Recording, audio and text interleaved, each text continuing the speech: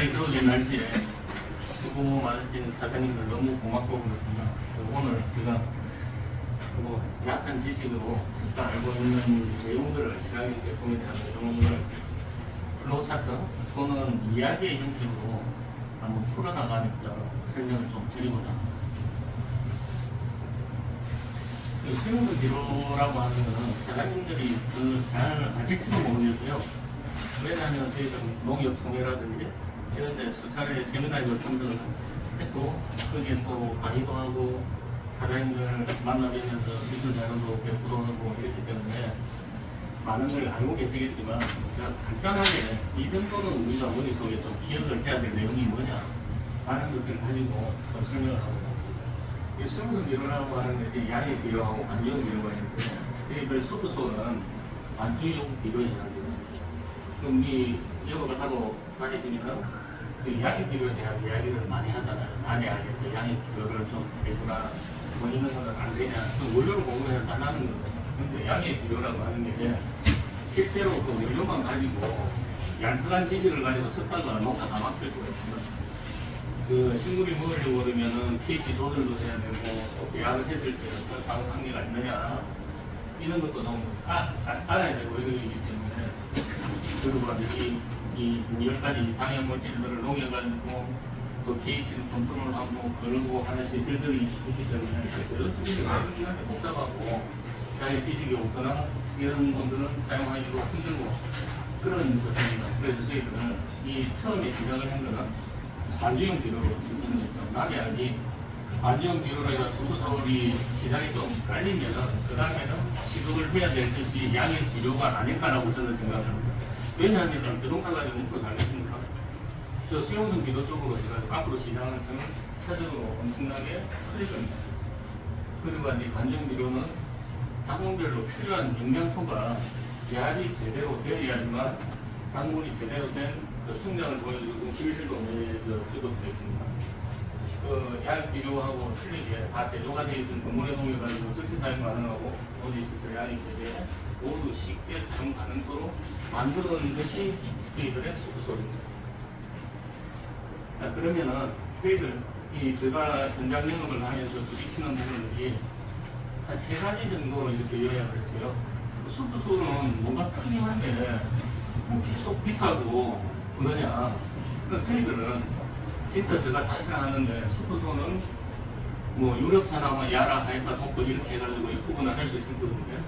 그거하고 동일한 원료를 사용을 하고 뒤에 도표에 나오는 걸 보면 저희들이 그 고가의 원료를 더 많이 집어넣습니다.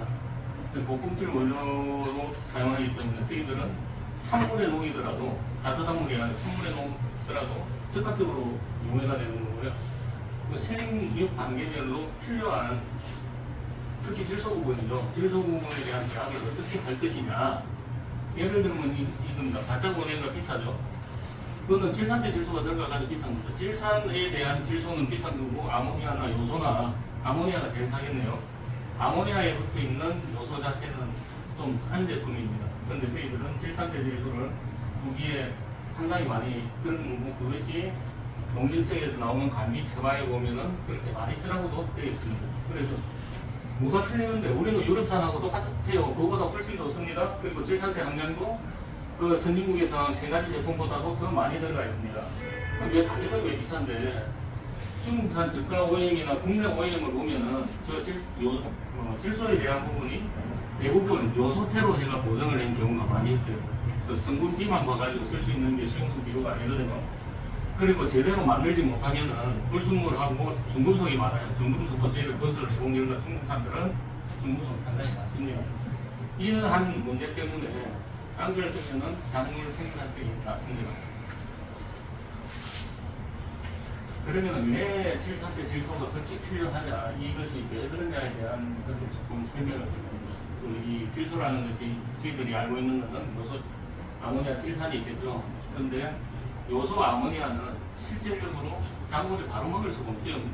땅속에 시비를 한다 하더라도 요소도 아모니아로 전환이 되고 아모니아가 질산으로 바뀌어가지고 해야지 먹을 수 있는데 해수 처리를 할 때 제가 이걸 해봤어요. 이 메커니즘으로 해가지고 질산대 쪽으로 전환이 되는데 저거도 하나는 거거든요.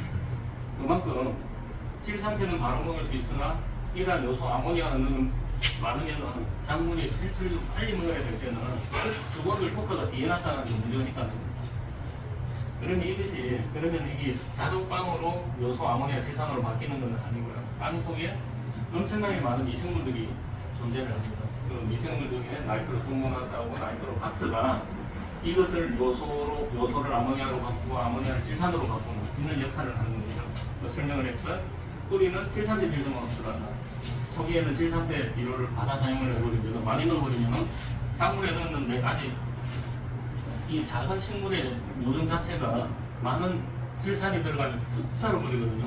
이거는 잡아서 넣어버립니다.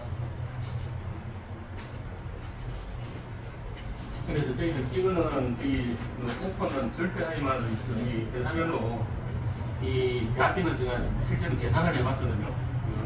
그 레시피를 보고 그랬는데 지금 그 NH2가 요소태입니다. 요소태고 NH4가 아모니아태고요. NO3가 질산태입니다. 이걸 다 분석을 해가지고 봤습니다.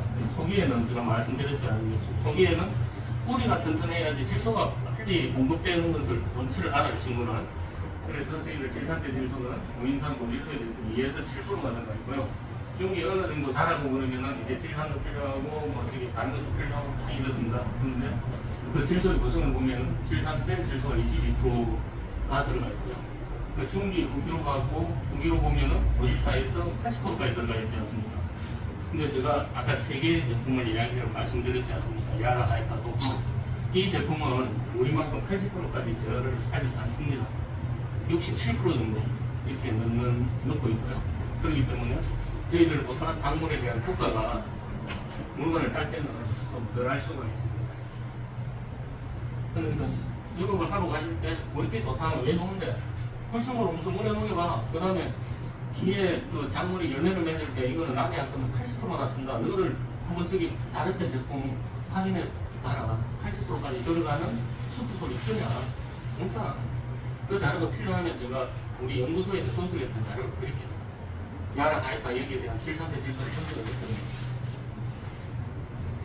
작물 재배 시험 결과입니다. 여기 보면은 전남 바이오 산업진흥원을 통해가지고 그걸 했는데 과실 수량기술하고 무게기술하고 몇 개가 생산되니까 무게가 얼마큼 됩니다. 어쨌든 관행으로 할 것도 내인데 111 정도 나왔다고 그러니까 수입은 아니라 유럽산 수입 제품이거든요. 중국산은 아니고 그 제품과 비슷하게 나왔다라는 것을 이야기하고 있습니다.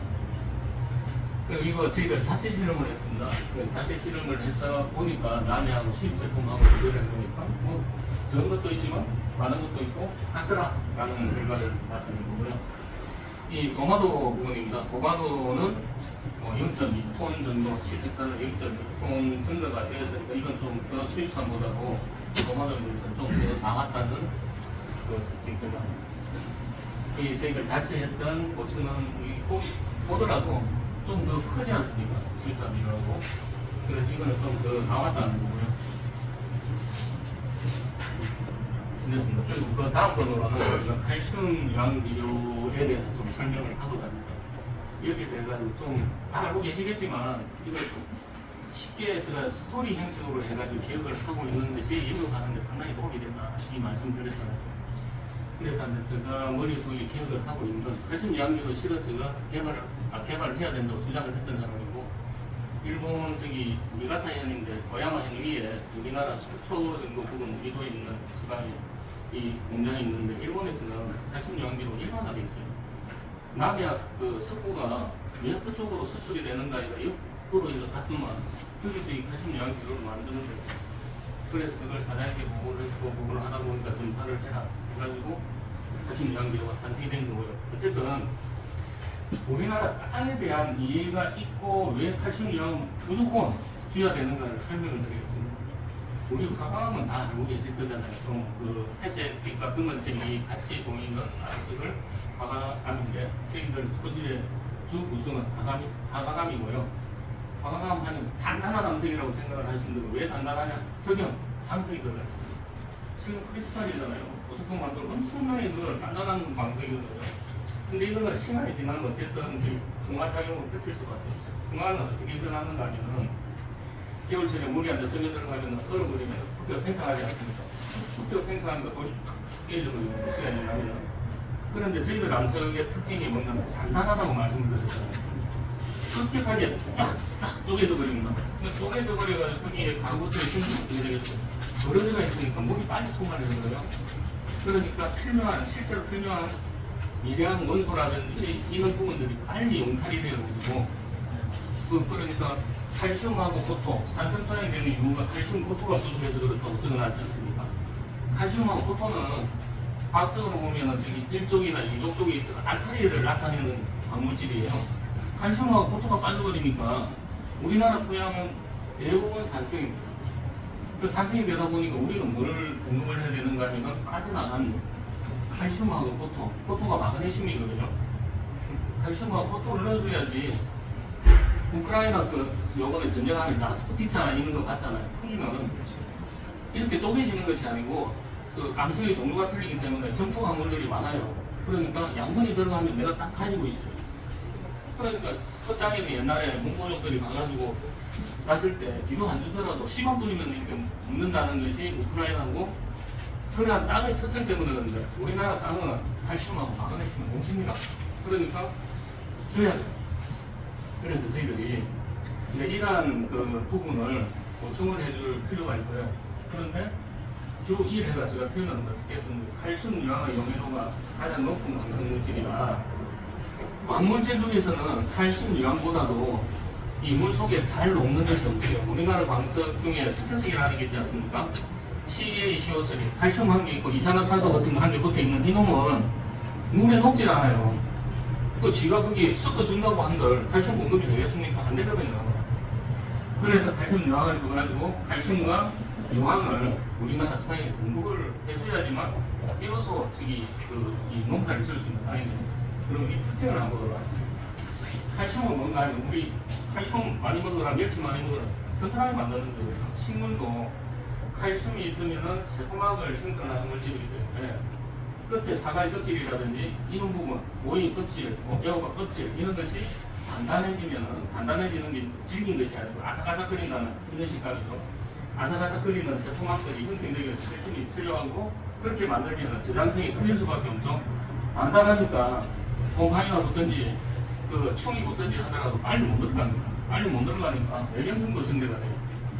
그리고 안에 있는 잘 녹는다고 그랬잖아요. 습기가 130배라 130배가 어떤 역할을 하는가 하면 유기산하고 유해물질을 중화시킵니다. 칼슘 유황비료 무슨 효과가 있다고요? 우리 간섭지에 소금 중화 효과가 있다면서요. 그게 그겁니다. 저기 칼슘이 어디로 들어가는가 하면은 알루미늄은 독이거든요. 꿀이 생장을 못하겠네요. 알루미늄은 이 예소포 광산화기가 들어가가지고 알루미늄을 뿌리 속에 잡아먹어버리고 또 나트륨도 잡아먹어버리고 거기에 있는 칼슘은 거기에 있는 염산, CL기도 잡아먹고 해가지고 토양을 쭉쭉쭉 나쁜 물질을 빼주는 이런 역할을 하다 보니까 뿌리 발육이 촉진이 됩니다. 그중에 역할을 하는 게 알루미늄을 빼는 것이죠. 그리고 이렇게 뿌리 발육을 촉진시키다 보니까 요거보다도 뒤에 설명이 되겠지만 토양 일단 과정을 설명을 드릴 거예요. 우리가 공급을 생기게 하는 역할도 하거든요. 그래서 뿌리 발육이 촉진이 되면은 저희들은 이렇게 설명하죠. 비료빨이 잘 받도록 하다. 이게 왜? 뿌리가 커지니까 내가 빨아들일 수 있는 뿌리의 세력이 커지면 영양분을 빨리 빨아먹거든요. 그래 뿌리 발육이 촉진되는 좋은 것이 많습니다. 그리고 유황입니다. 유황 부분은 좌측에 표시된 부분이 뭔가 하면 황단백질을 제가 이렇게 구조식으로 설명을 해놓은 거고요. 저기 단백질이라는 게 단백질 하면 아미노산 생각하시면 되고요. 아미노산의 기본 구조에 누가 붙는가 하면 황이 HS2 플러스 이온으로 적어놨지 않습니까? 황이 붙으면 어떤 역할을 하는가 하면 향도 좋게 하고 당도도 상당히 높은 역할을 합니다. 사과 같은 거랑 고추라든지 이런 데 엄청나게 좋은 거예요. 그리고 과학성에 필요한 물질 활성의 보강률을 하고 양분의 이용률도 증가가 됩니다. 칼슘 유황 비료는 지금 무조건 저희들 땅에서는 필요한 비료인 거고요. 이 땅에 대해서 설명을 하는 거죠. 이 땅은 뭔가 하면 우리가 칼슘 유황이 용해도가 높다고 그랬지 않습니까? 들어가면은 다른 영양물질들이 칼슘 유황을 여기 한번 봐주세요. 여기 주머니 있다고 그러면 여기에 붙고 자체까지 다 붙어요. 붙으면 땡겨버리면 여기에 틈이 생기잖아요. 이렇게 압축을 시키면 이 틈으로 뭐가 들어가 있습니까? 물이 들어가고 공기가 들어갑니다. 뿌리가 살아보고 살 수 있는, 숨 쉴 수 있는 조건을 만들어주는 칼슘 영양제니까.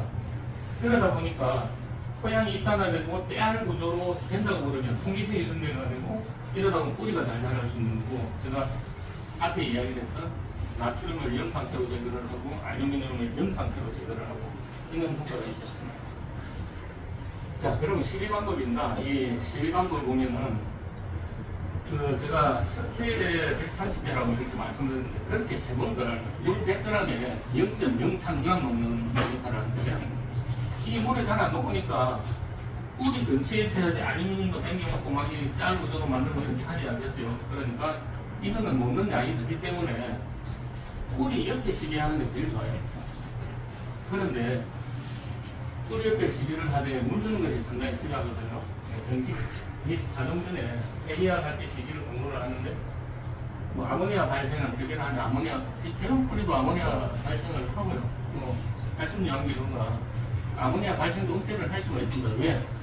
저희들은 뭐 부산수과 아까 이야기가 나왔는데 인산을 만드는 과정 중에서 이렇게 만들어져요. 그럼 인산도 있고 황산도 있잖아요. 아모니아하고 황산하고 만나면 바로 유황이 되어버립니다. 황산 아모늄이 되거든요. 그러지만 어쨌든 아모니아 가스 상태로 나오면 식물한테 안 좋습니다.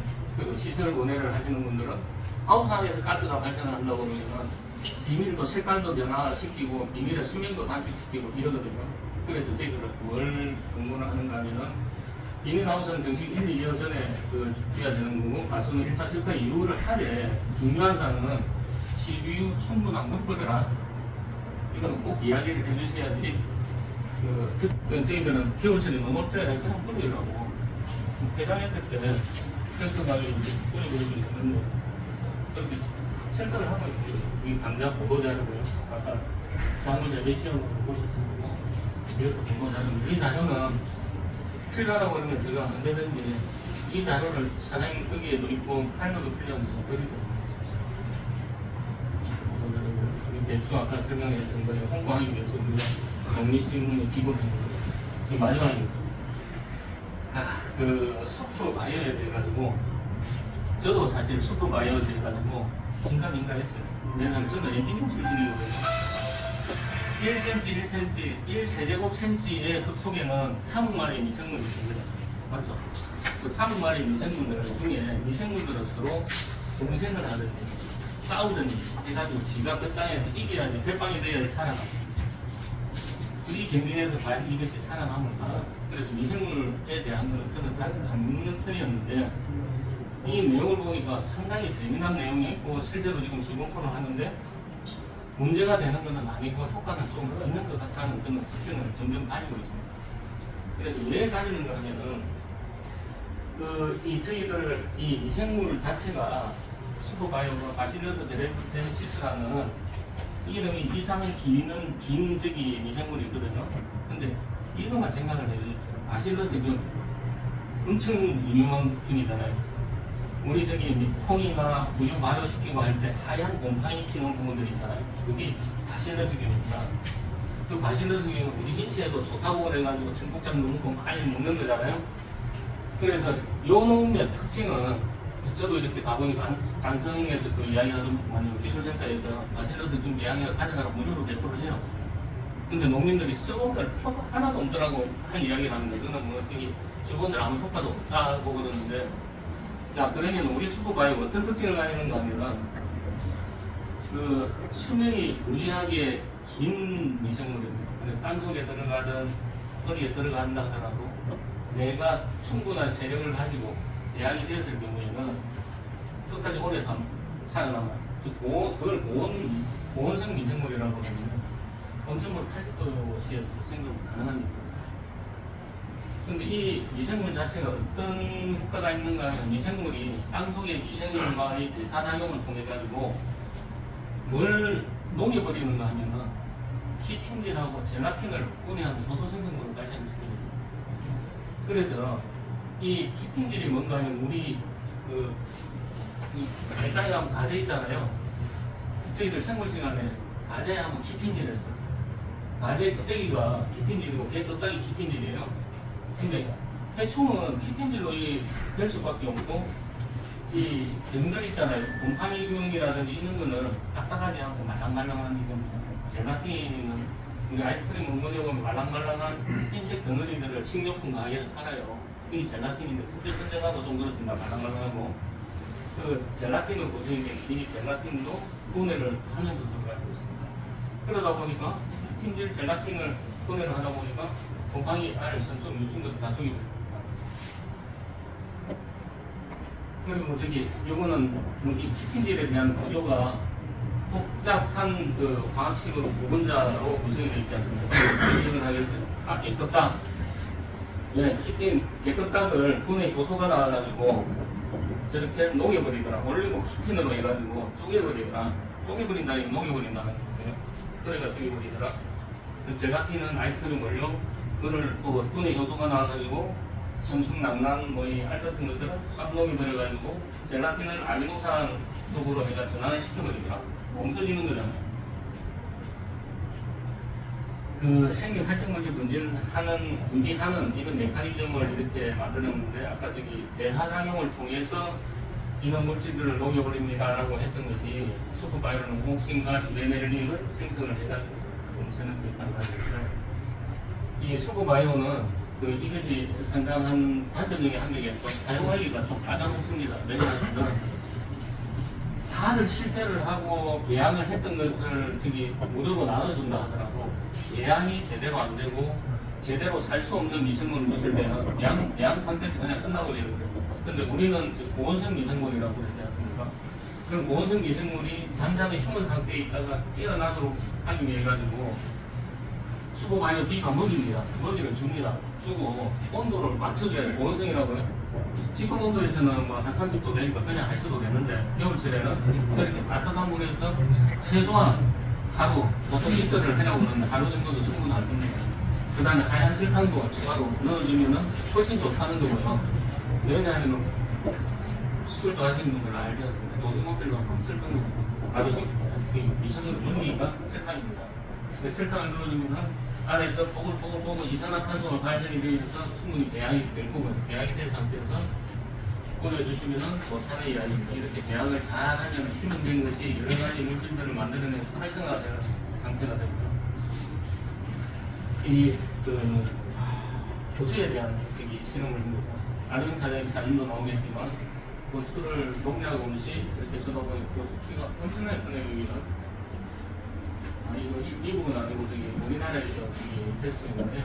그래서 이 고추에 보면 효과가 있다는 거고 이 미국 특허를 가진 제품인데 베이비스가 뭐 필리핀에는 있을 것 같은데 거기에서 실험을 했던 슈퍼바이오를 첨가를 해가지고 컨트롤은 반응이 돼요.